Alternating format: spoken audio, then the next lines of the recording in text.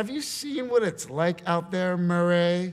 Peterson, do you have any comments on the Nazi presence at your protest? Do you ever actually leave the studio? Because you want people... Oh, shit. Everybody just yells and screams at each other. Nobody's civil anymore. Nobody thinks what it's like to be the other guy. Why start a video on Jordan Peterson and free speech with a deliberately provocative clip from the film Joker? It's mainly because I think most of us, no matter where we lie on the political spectrum, would mostly agree with him here. Whether we lean progressive or conservative, to use such gross generalizations, most of us have probably encountered people on the other side of the political spectrum with whom it appears impossible to have a productive conversation. Some seem to want to just shout the other side down, while others appear to threaten democracy itself. In a society that's at risk of totally running out of civility and empathy, the space for free productive dialogue seems pretty small, as Joker himself shows us in explosive fashion. The fact Joker itself became the subject of an online culture battle just seems to add further evidence in favour of this correlation. A correlation that has had several disastrous historical precedents. Few people in the public eye have warned of the risks to free speech more than Dr. Jordan B. Peterson. He's discussed them extensively in his talks, podcasts, and books, and whatever you think of his views, it's undeniable they have mass appeal. And this is no accident. In a world that appears to have gone insane with its loss of civility and empathy, people naturally want some set way of protecting those things. A set of rules, you could say. So for the sake of presentation, I've come up with 3 Petersonian rules myself, drawing on his podcasts, books, and interviews. In order to occur healthily, free speech and dialogue require mutual respect, which is stating the obvious. But Peterson goes a little deeper. He says that it requires a mutual respectful ground, which is slightly different. A progressive and a conservative could respect each other's views, but disagree on what they want to talk about, which means the dialogue will end before it's even started. A shared ground of dialogue, in contrast, requires a few fundamental points of agreement. Is what we're going to discuss important or relevant? If so, let's go for it. If not, why even bother? All these considerations provide a foundation for a constructive dialogue. A foundation which is a microcosm of what Peterson calls a shared cultural system that stabilizes human interaction, but is also a system of value. A hierarchy of value, where some things are given priority and importance and others are not. It's this shared cultural system that determines whether something is important or relevant enough to discuss or not. It prevents us from discussing things that are irrelevant or, at worst, disastrous. Okay, so now you've found a common ground on which to exercise your right to free speech healthily. So now what? Well, your dialogue needs a common goal. Peterson would say this is mutual exploration, where everyone participating is trying to solve a problem instead of insisting on the a priori validity of their own positions. All are acting on the premise that they have something to learn. What this ensures is that neither participant is entering into discussion based on dogma or in the view of convincing the other person that their views are absolutely correct. Instead, they're going into the discussion with a willingness to listen, to maybe pick out the best parts of each other's views and see if it can solve the problem being discussed. By establishing a mutual ground of discussion and being willing to listen properly to our interlocutors, Peterson hopes that instead of screaming and shouting at each other and then shooting each other in the face, we would learn to carry out careful, particularized analyses, followed by the generation of multiple potential solutions, followed by the careful assessment of those solutions to ensure that they are having their desired effect. In other words, in order to solve the world's problems by exercising our right to free speech, we should learn to embrace the plurality of opinions that exist within it. Because if we don't, we'll end up with a, quote, mindless reliance on ideological proclivity. And so rule 2, abandon ideology, or be honest at least. What does Peterson mean by ideology? Well, let's start with his definition of ideologues. Ideologues adopt a single axiom. Then they filter and screen their experiences and insist ever more narrowly that everything can be explained by that axiom. They believe, narcissistically, underneath all that bad theory, that the world could be put right, if only they held the controls. Let's break this down. For ideologues, a single axiom, a statement that is self-evidently true, acts as the sole explanation for everything in the world. Consequently, this axiom can locate the solutions to all the world's problems, something no other axiom can do. Thus, anything that contradicts this truthful axiom should just be dismissed as untrue. The totalitarian implications of such an attitude are obvious, and this is what led Peterson to claim with a straight face during that interview on Channel 4. You're saying that trans activists could lead to the deaths of millions of people? No, I'm saying that the philosophy that drives their utterances is the same philosophy that already has driven us to the deaths of millions of people. In Peterson's view, the key problem with the ideological mindset is that it's dishonest. The world's too complicated to be explained through the lens of a single axiom. Peterson claims that ideologues are actually aware of this, but just don't want to admit it. This dishonesty breeds resentment against the complicated reality of the world and encourages their desire to impose a uniform totalitarian order on it. As Peterson puts it, a typical technique of ideologues is to propose an evildoer that is preventing them from establishing a utopia. A typical deceitful way of explaining away their own failings and tyranny. So what exactly is truth for Peterson then?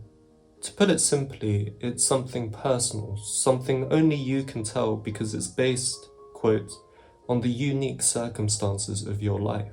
Because truth is unique, it relies on a sort of differentiation that ideologues hate, something that challenges the validity of the axiom they use to interpret the world. So if you're going to protect your right to free speech, you have to stand up for truth and, by extension, the uniqueness of everyone's personal situation. You have to assume others know something you don't.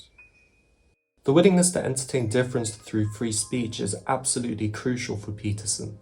For him, words are so powerful that they can transform, quote, potentiality into actuality, a process, quote, akin to the divine. Basically, what Peterson's claiming here is that the way you represent reality will have an effect on how someone else construes reality, and vice versa. There's a reason the Nazis ended up winning the majority of the popular vote by repeating the lie that cultural Marxists and Jews were responsible for Germany's awful socio-economic situation. Free speech subject to reasonable rules, in contrast, can lead to a healthier society in which different views are embraced in the goal of finding the truth. Instead of people turning against each other, they learn to work together, learn from each other's mistakes. But admitting you're wrong and that someone else may be right requires one last rule. Be humble or listen well. So now we know free speech requires respect, a common ground, a willingness to listen, and the abandonment of ideology. What underlies all these factors, though, for Peterson, is humility. It risks your views being undermined and you letting go of beliefs you may have held all your life. But it's necessary to confront these possibilities if you think free speech is a force for good in the world. That's why Peterson thinks that conflict should be embraced as something productive. If you shield your views from criticism, then you'll probably end up fooling yourself into thinking they're immune to criticism, which leads to, you guessed it, ideology. We need to be told what we don't know or like and understand other worldviews if we're to assert our views productively. We have to be humble. But crucially, conflict must be subject to rules, such as those laid out here. If it isn't, we end up with a problematic, arrogant form of conversation, which Peterson calls a dominance hierarchy conversation. In the words of 12 Rules, here the speaker endeavours to 1. Denigrate or ridicule the viewpoint of anyone holding a contrary position, 2. Use selective evidence while doing so, and, finally, 3. Impress the listeners with the validity of his assertions. The goal is to gain support for a comprehensive, unitary, oversimplified worldview. This is an ideological way of conducting a discussion, which Peterson says is especially prominent in politics. It's an unproductive way of discussing issues precisely because it excludes humility. The better alternative, then, is to embrace what you don't know. By breaking out of your self-imposed theoretical quandary, you can take a bird's-eye view of the situation you're dealing with and recognize what's gone wrong. This is why ignorance and humility are particularly useful for political discourse, in Peterson's view. It is no easy task, however, to determine when something needs to be preserved or when it needs to be transformed. That is why we have politics, if we are fortunate, and the dialogue that accompanies it, instead of war, tyranny, and submission. Again, here we see Peterson emphasizing the importance of the minute analyses of issues, which arise from the convergence of different viewpoints, as opposed to the tyrannical, axiomatic claims of ideologues who are resentful that the world isn't how they want it to be. Peterson attributes so much importance to the role of humility in free speech that he follows Carl Rogers in claiming that the exchange of truth is curative. Well, that's a very cool idea. I mean, it's a very deep idea. I think it's the most profound idea. It's the idea upon which Western civilization, although not only Western civilization, is actually predicated. the point isn't to prove oneself right. It's to have an exchange of experience about the way things are set up. It's this fundamental importance of exchange that Peterson emphasized at the end of the Zizek debate when he talked up the power of communication. So generally, all this seems pretty good, right? We've got respect for each other's views, a lack of ideology, humility. But there's just one problem with this. Peterson often fails to follow his own rules. For one, it's hard to have a respectful ground of discussion when the ideas up for discussion are denigrated. Peterson does have a few ideas he disagrees with, about which he appears to think about in a subtle enough way, such as atheism, and whose proponents, Sam Harris is an obvious example, he's willing to debate respectfully. But then there are some ideas he treats with no subtlety whatsoever and seems to genuinely despise, the most obvious being Marxism and postmodernism. Any respect for these ideas appears totally absent, if his construal of them as basically the same thing as anything to go by. It's his unwillingness to deal with the vast differences between them that leads him to coin bizarre terms like postmodern neo-Marxist. To understand why the term is bizarre, I recommend ContraPoints' video on the subject. His treatment of these ideas demonstrates the very dogmatic, ideological way of thinking he rails against, especially through his fixation on a bad other, radical leftists, cultural Marxists, and the like. His views in this respect are also inconsistent with the second element of Rule 1, to have respect for the culture in which the discussion is taking place. Any good historian of modernity will tell you that Marxist and postmodernist ideas have had a huge impact on our culture. As Eric Hobsbawm points out in The Age of Extremes, the post-war capitalist economies of the West were influenced by the central planning system of the Soviet Union as a way of avoiding the market catastrophes that led to the Great Depression and then World War II. To claim that respect for what's already integral to our culture is an important foundation for free speech, and then to denigrate and refuse to productively discuss aspects of it you don't like, is just inconsistent at best, or hypocritical at worst. All this leads to Peterson's betrayal of the last element of Rule 1, having as a goal listening to and learning from one another. It's hard to learn anything about another idea when it's cast as something akin to the work of the devil beforehand. It's telling that it's impossible to find him having a discussion with a Marxist or postmodernist expert. In the one case where he did agree to do so, with Zizek, although that wasn't really a debate, he just demonstrated his unwillingness to entertain certain ideas. While Zizek read Peterson's books, Peterson decided that reading the Communist Manifesto, which during the debate he admits is just a polemic, was enough to have a fully fledged debate about Marxism. And it shows. During the debate he attributes ideas to Marx such as good versus evil, a lack of regard for nature, indifference to the potential consequences of his ideas, and so on. Even if you read just a few of Marx's writings, such as the economic and philosophical manuscripts and the German ideology, you'll find that Marx makes fun of the language of morality like good versus evil, and praises the achievements of capitalism for having swept away the superstitions of feudalism. You'll also find that Marx adheres to a form of naturalism, which is basically the view that everything arises from natural causes and effects, and was so disenchanted by the way his followers interpreted his thoughts that he said, famously, "All I know is that I am not a Marxist." This considered, Peterson himself proves that without sufficient respect for the topic at hand, or the willingness to discuss it fairly, productive listening just isn't going to happen. Because what did he do in the years following the Zizek debate? He went back to bashing postmodern neo-Marxists and cultural Marxists, insults which culminated in whatever this thing is.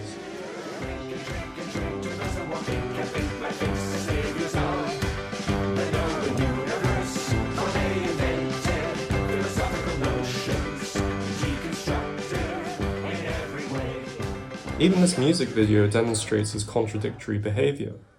Clearly, one idea is to make fun of the idea that a taco worker can be proud of becoming Employee of the Month. But this is a strange attitude for Peterson to have when he says in Beyond Order, "Resentment generated by such necessary work is most often merely ingratitude, inability to accept a lowly place at the beginning, unwillingness to adopt the position of the fool, or arrogance and lack of discipline." Peterson, it seems, wants to have his cake and eat it. The same goes for his stance on ideology. As I've already mentioned, his refusal to consider that Marxism and postmodernism are just as integral to our culture as classical liberal thought, religion and so on, is a distinctly conservative stance. I haven't seen him explicitly address why he doesn't see them as integral to our culture, but I have a couple of ideas. One, he considers them historical aberrations, bad experiments gone terribly wrong. Two, they disrespected the foundation on which they stand, namely the historical values we've inherited, and therefore don't add anything to our culture since they're purely negative movements. The problem is that what constitutes a bad experiment or negative movement can be highly subjective. It's precisely the difficulty in determining this that makes Peterson's call for a particularized analysis of important issues so important. The only problem is that, in refusing to explore such ideas in sufficient depth and demonstrating total contempt for them, Peterson has no grounds on which to carry out this analysis. It's this general dogmatism at the heart of Peterson's views on free speech that lets slip his ideological tendencies. Let's go back to Marx for a moment. Peterson hates the argument that the atrocities committed by your Stalins and Maos had nothing to do with Marx's writings themselves, that they were gross misinterpretations of his work. In his view, the millions of deaths caused by these leaders should have caused people to fundamentally revise their views on Marxism, which isn't necessarily a poor point to make. What is strange here, though, is his willingness to defend Nietzsche against the charge of being the Nazis' favourite philosopher, which factually is a perfectly reasonable defence to make. But the point is that Peterson again wants to have his cake and eat it, which usually happens when ideology rears its ugly head. His ideological proclivities also expose themselves in relation to the present day. In this Telegraph interview, for example, Peterson names Joe Rogan and Elon Musk as, quote, great individuals who are at, quote, the forefront of development, presumably because of their promotion of absolute free speech. This is a strange claim, given their tendency to make various unsubstantiated claims that make reasonable discussions difficult, to say the least. The same goes for his endorsement of Ron DeSantis for president despite his approval of censorship in Florida, something Peterson completely fails to challenge him on during a podcast episode. But all this isn't surprising. What links these three figures is their idea of free speech based on a disdain for wokeness that, as the internet knows, Peterson himself shares. Up yours, woke moralists. We'll see who cancels who. It's a response I think most of us would agree isn't the healthiest for a promoter of healthy discourse in society. With all that said, I think it's pretty clear now that Peterson contradicts Rule 3. Be humble or listen well. His knowledge of Marxism and postmodernism is clearly limited, but that doesn't stop him from making sweeping claims about the apparent flaws of these bodies of thought. Humility and ignorance seems out of the question here for Peterson. When it comes to these ideas, he tends to keep his distance from experts willing to debate him, such as Richard Wolff, and instead continues to fire his stock of well-worn phrases such as radical leftists, cultural Marxists, and ideologues, which seems hardly consistent with his call for humility and listening. Amazingly, not every Marxist or postmodernist is a politically overactive student who wants to shout you down. But I've noticed Peterson often fails to listen well during debates where he's discussing more abstract topics such as the existence of God. In debates with Harris and Dillahunty, he frequently led them down rabbit holes about the meanings of certain terms instead of addressing their wider points and ideas, which provoked both of them at various points to ask what point he was trying to make. I just heard from your audience there, and You might have heard from the odd convert. But what's amazing to me is, I have to do some work to figure out what point they think you made. The Dillahunty debate in particular exposed Peterson's contradictory behaviour in relation to his views on free speech. While we were finishing up on stage, he said he'd be happy to have another conversation with me, and then the second the debate was over, he bolted off the stage, went and locked himself in his dressing room, and what I was told is that his manager, publicist, whoever, basically said, you should never do another event with that guy. Even in more neutral settings, such as that of his podcast, he goes on these long monologues that make it seem as though he's being interviewed instead of his guests. The most obvious example of this was his episode with Richard Dawkins, during which, as this helpful comment shows, he spoke for 1 hour, 7 minutes and 41 seconds against Dawkins' 17 minutes and 49 seconds. I don't know about you, but it seems difficult to glean the essence of a different, complex viewpoint if you've been speaking 4 times the amount your interlocutor has. It suggests that your main concern is actually to make a point, that your worldview has more credence than another. You might say to me, hey, at the end of the day, Peterson's a human being like us. He can't follow all these rules perfectly. And that's a fair point. It would be unreasonable to suggest otherwise. Peterson himself tells Rav Vora in his podcast episode, The Spiritual Void in the West, that I include myself in the audience of reprobates to whom I'm lecturing. I don't assume that, I abide by all these rules. They're targets for attainment. This seems reasonable enough, although I'm not sure why he claims in another interview that I'm not including myself in the list of people who need improvement. But I guess that this was before his illness, so I'll just give him the benefit of the doubt here.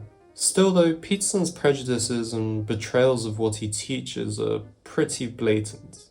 They give the impression of someone who wants to propose an ideal of a concept, such as free speech, but can't bear to follow through on its consequences.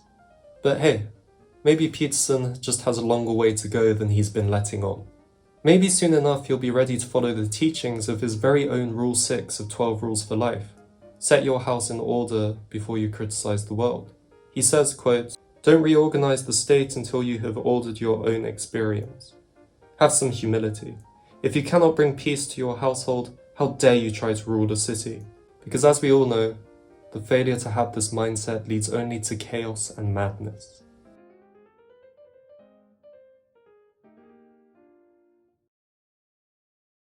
Hello my wonderful viewers. So as usual, I forgot to record this part while I was recording the rest of the video, so you get to see my beautiful unshaven face. If you've reached this point in the video, thank you so much for having watched the whole thing. Always means a lot. And if you want the algorithm to find me, then please consider subscribing and liking the video. But I won't force you to do anything, because as we know, freedom is paramount.